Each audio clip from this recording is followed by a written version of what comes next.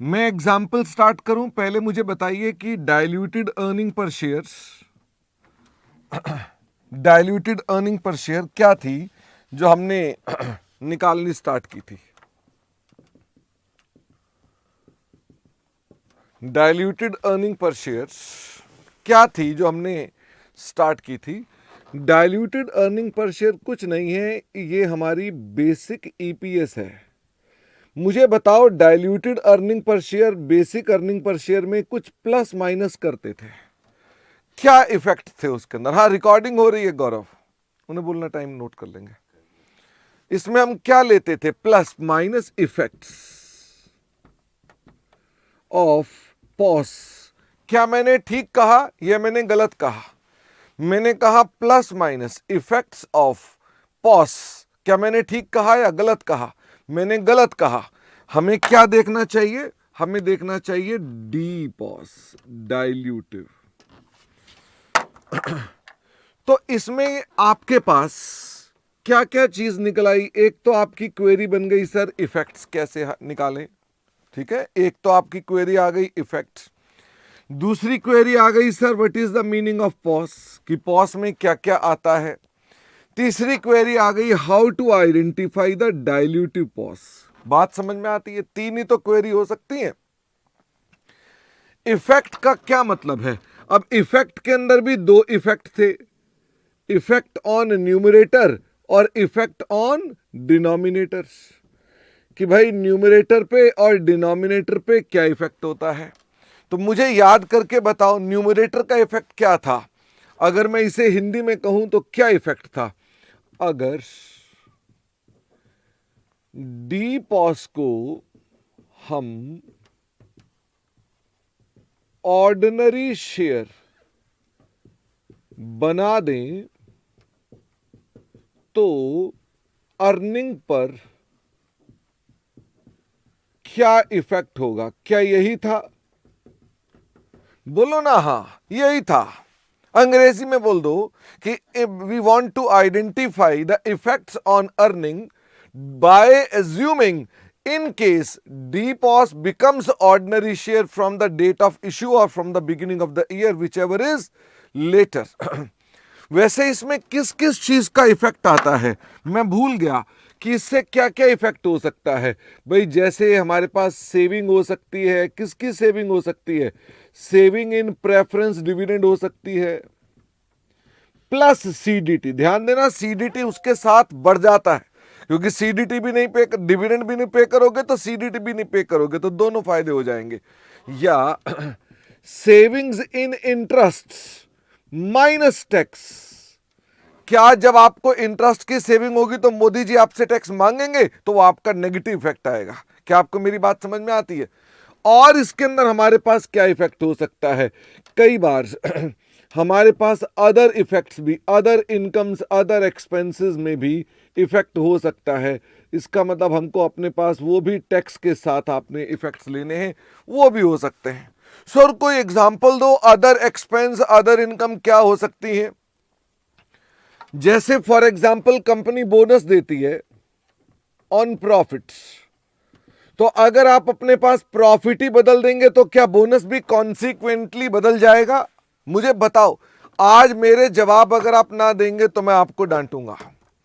मुझे फटाफट से बताओ भाई, आप अपने पास यही तो कह रहे हैं ना कि अगर ये डी पॉस को ऑर्डिनरी शेयर बना दें तो जब बनाएंगे तो ब्याज बच जाएगा, ब्याज बचेगा तो हमारे पास प्रॉफिट बढ़ जाएगा, प्रॉफिट बढ़ेगा तो हो सकता है बोनस बढ़ जाए। इसका मतलब एक खर्चा निकल आए।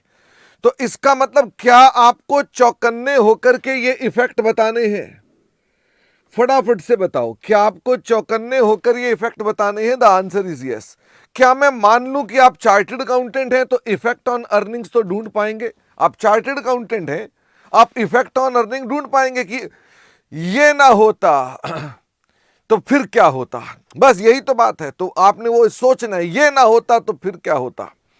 अच्छा, डिनोमिनेटर में भी तो कोई इफेक्ट आ जाएंगे, तो डिनोमिनेटर में भी इफेक्ट आएंगे। उसमें क्या आएंगे? ऑर्डिनरी शेयर्स विल इंक्रीज,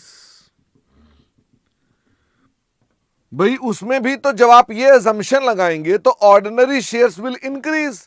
इसी अजम्पशन को अगर आप यहां लगाएं तो ऑर्डिनरी शेयर्स विल इंक्रीज। अच्छा, क्या ये एक्चुअल में भी हो रहा है कि मन की बात है? ये सब मन की बात है। इसका मतलब हम अपने पास ये मन की बात कर रहे हैं, मन की बात। हम अपने पास देख रहे हैं कि इसके अंदर क्या होगा। अब मुझे ये बताओ, मुझे एग्जाम्पल दो, पॉस में कौन कौन थे? तो पॉस में मैंने आपसे कहा था ये ऐसे इंस्ट्रूमेंट्स थे। बताओ कैसे इंस्ट्रूमेंट्स थे? जो in the nature of a contract हैं,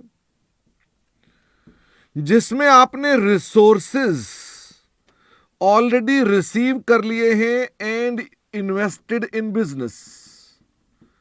क्या आपने बिजनेस में अपने रिसोर्सेज लगा दिए हैं, but ordinary shares are to be issued. हमने ऑर्डिनरी शेयर्स इशू अभी करने बाकी हैं। मुझे ये बताएं इसके अंदर कौन कौन से पॉस हमने आपको बताए थे जो आपके लिए रेलेवेंट है। मैंने कहा था एक तो हम शेयर वारंट की बात करेंगे, एक हम एम्प्लॉय स्टॉक ऑप्शन या ऑप्शंस की बात करेंगे, एक हम कन्वर्टिबल प्रेफरेंस शेयर्स की बात करेंगे, एक हम कन्वर्टिबल डिबेंचर्स की बात करेंगे, एक हम CIS की बात करेंगे। मैं आपके साथ ये वाले ही बातें करूंगा, और भी हो सकती हैं लेकिन स्टिल हमने ये बात करी। तो मुझे बताओ सारा झंझट किसका है? सारा झंझट तो डाइल्यूटिव ढूंढने का है। सारा झंझट किसका है इसमें? डाइल्यूटिव ढूंढने का। अच्छा एक बात बताना, ये बेसिक अर्निंग पर शेयर मैंने कंटिन्यूइंग ऑपरेशन की लिखी है या मैंने कुछ भी नहीं लिखा है? फटाफट से बताओ। मैंने कहा बेसिक अर्निंग पर शेयर में इफेक्ट ऑफ डाइल्यूटिव, तो क्या मैंने इसमें कंटिन्यूइंग लिखा है? मोहित कह रहा है आपने कंटिन्यूइंग लिखा है। मैंने नहीं लिखा, नालायक, ध्यान से पढ़ो मैंने कब लिखा है कंटिन्यूइंग। इसका मतलब मैंने अपने पास यहां कंटिन्यूइंग या मैंने ऑल ऑपरेशन नहीं बोला है। इसका मतलब ये कोई भी हो सकती है, इसमें मुझे कोई दिक्कत नहीं, कोई भी हो सकती है, कोई भी। बेसिक ईपीएस CO भी हो सकती है, बेसिक ईपीएस ऑल ऑपरेशन भी हो सकती है। इसका मतलब यहां मुझे कोई दिक्कत नहीं, पर डाइल्यूटिव अगर है कि नहीं है इसकी टेस्टिंग मुझे अब करनी है। तो ये टेस्टिंग कैसे होती है? तो इसके लिए हमने कुछ स्टेप्स बताए थे, मुझे फटाफट से याद कराओ कि ये डाइल्यूटिव को ढूंढने के लिए कौन कौन से हमने अपने पास स्टेप्स बताए थे।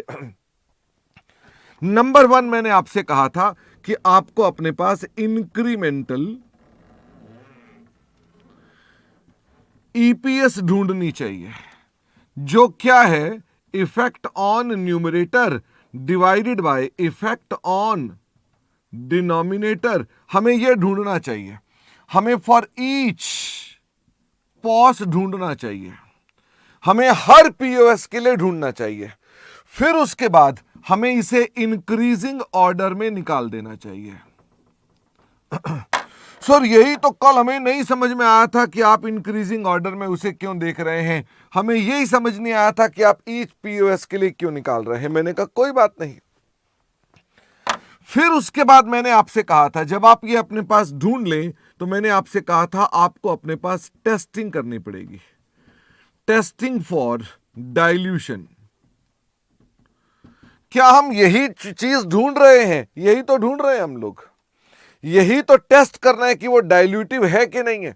तो टेस्ट फॉर डाइल्यूशन, मैंने कहा इसकी टेस्टिंग के लिए आप जो देखेंगे वो basic earning per share from continuing operations देखेंगे। ध्यान दें, टेस्टिंग जो आप करेंगे वो सिर्फ हमेशा कंटिन्यूइंग ऑपरेशंस के कंटेक्स्ट में करेंगे, तो उसमें कोई प्रॉब्लम की बात नहीं है, क्योंकि ये मन की बात है, फ्यूचरिस्टिक रेशियो है, तो फ्यूचरिस्टिक को कंटिन्यूइंग के साथ जोड़ना लॉजिकल बात है कि कोई दिक्कत नहीं है।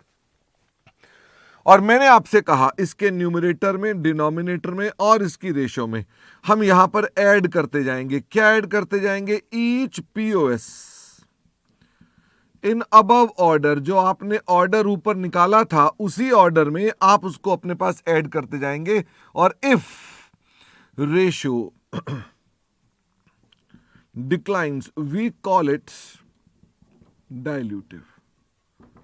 हमने कहा हम उसको क्या करेंगे, डाइल्यूटिव मानेंगे।